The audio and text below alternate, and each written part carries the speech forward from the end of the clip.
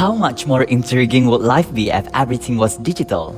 Since 1996, the economy has moved into the digital economy, and its digital networking and communication infrastructure provides a global platform for people and companies to design strategies, connect, communicate, collaborate, and search for information.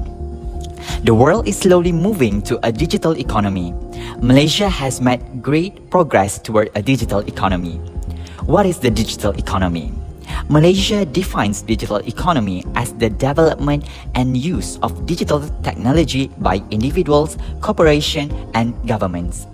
The pandemic COVID-19 boosts Malaysia's digital economy. COVID-19 made people work and study from home, so they use technology to communicate. Google Meet and Zoom make online meetings easier. Not at all, most stores and eateries are cashless. Mobile phone payments have skyrocketed. This solution simply requires a cell phone and internet access, saving time and energy.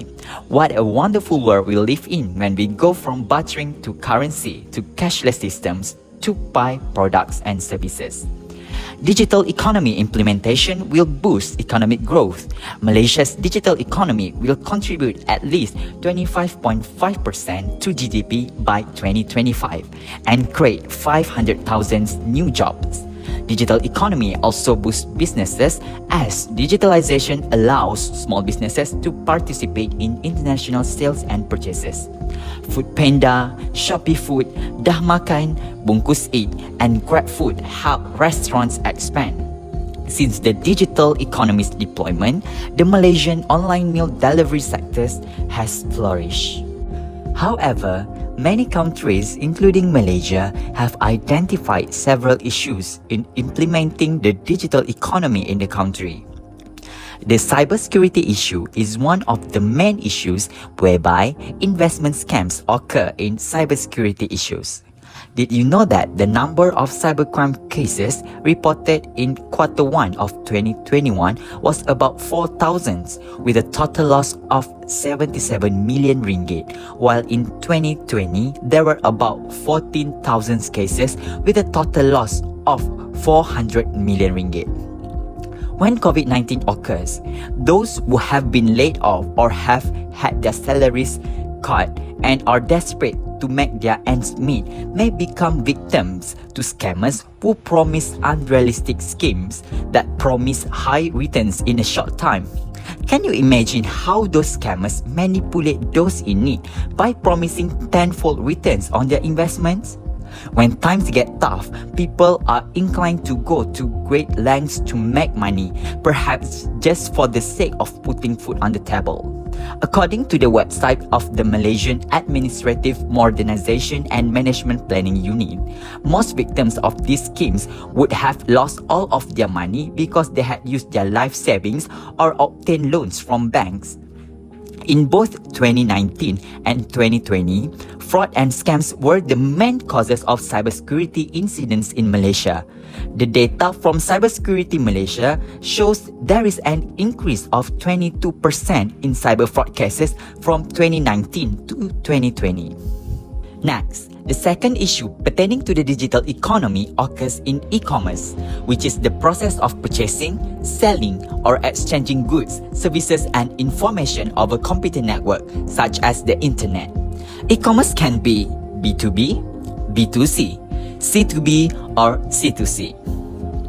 Malaysian e-commerce income increased by 14 billion from year 2020 to 2021. However, the issue of e-commerce, which is a fraud, arises. E-commerce fraud is any type of fraud that occurs on an e-commerce platform. Using a stolen or fake credit card, using a false identity, and affiliate fraud advertising are all forms of e-commerce fraud. In July 2018, cases of e-commerce fraud ranked second in the frequency of complaints to the Ministry of Domestic Trade and Consumer Affairs, which received 18.6% of total complaints. In 2021, more than 8,000 cases of e-commerce fraud with losses amounting to 58 million ringgit have been reported. The total loss recorded under e-commerce fraud from 2018 to October 2021 was about 150 million ringgit. According to the MCMC, 11.6% of the respondents of the e-commerce consumer survey 2018 have experienced fraudulent activities. Reports from AppsFlyer in 2019 mentioned that the e-commerce fraud rate that happens in Malaysia is much less than in other countries in Southeast Asia, but the number is still quite worrying at 16.5%. As COVID-19 hit the country, e-learning is very familiar to us. E-learning is a learning approach that is based on formalized instruction but use electronic resources. While education can take place in or out of the classroom, the use of computers and the internet is the most important aspect of e-learning. According to the Malaysia Economic Blueprint, global internet users are estimated to grow to 4.5 billion people in 2020 from 3.4 billion people in 2016. Internet users growth will produce opportunities in many fields such as education, business, and healthcare. The issue that occurs regarding the digital economy in education is that the digital divide in education refers to the disparity between those who have sufficient understanding of and access to technology and those who do not. Most of the students who are living in rural areas are facing this problem, especially when the pandemic COVID-19 hits the world. Around 40% of students had no personal devices and some 35% did not have fixed broadband. Meanwhile, school teachers said that students' engagement level were only at 30% in a virtual setting. This news shows siblings sharing one device to follow the online class. It shows that not all students have easy access to technology.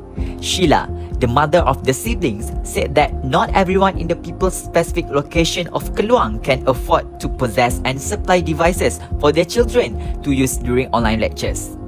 As a result, households with lower incomes will have difficulties supplying them and will have a wider imbalance, making catching up on the syllabus tougher for the students and will lead to a lack of motivation.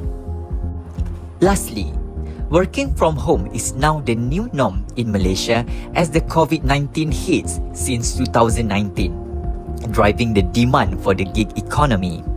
The future of work is also shifting towards remote or hybrid working models, which will continue to strengthen the gig economy. First of all, what is gig economy? In a gig economy, temporary, flexible jobs are commonplace and companies tend to hire independent contractors and freelancers instead of full-time employees. However, the issue that arises in gig economy as a result of the digital economy is labor exploitation. This may have been expedited by the pandemic as customers began working from home more often, increasing demand for delivery services and the desire for gig labor's flexibility. Nung Sari Ahmad Radhi, an economist, said that gig workers only use platforms that operate as brokers between vendors and buyers.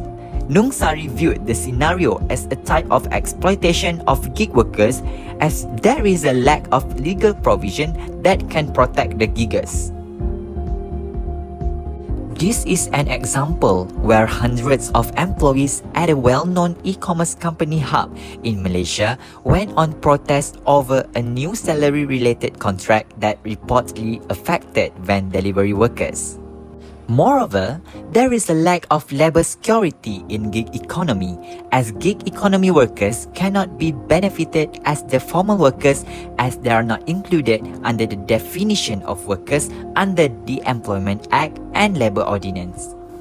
Existing social security and insurance policies protect only conventional employees registered with SOCSO and EPF.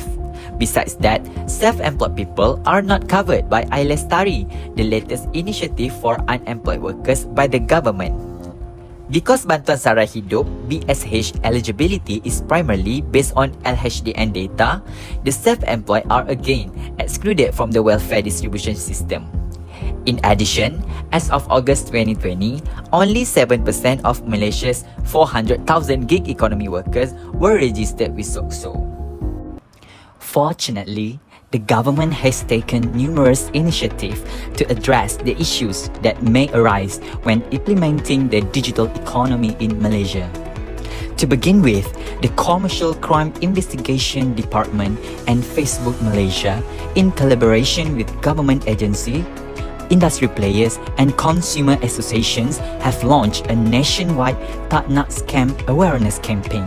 This campaign aims to address the issue of scamming or fraud in the digital economy. The goal of this campaign is to educate the public on how to identify, verify, and report scammers' highly deceptive tactics. Do you know how this campaign works? It works by widely sharing educational videos as well as tips and tricks for identifying, combating, and reporting fraudulent activities. Moreover, the government came up with one alternative to the issue that occurs in e-commerce, which is e-commerce fraud.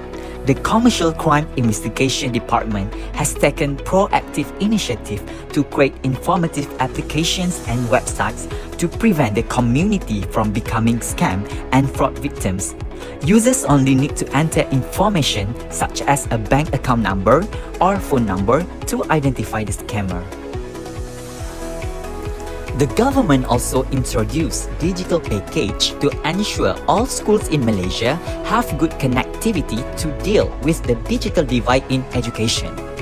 MCMC said that for a long-term solution, work under Jendela to upgrade the 4G communication network coverage is being implemented in Skim Penempatan Getah Lagut Seberang and is expected to be completed in January 2022.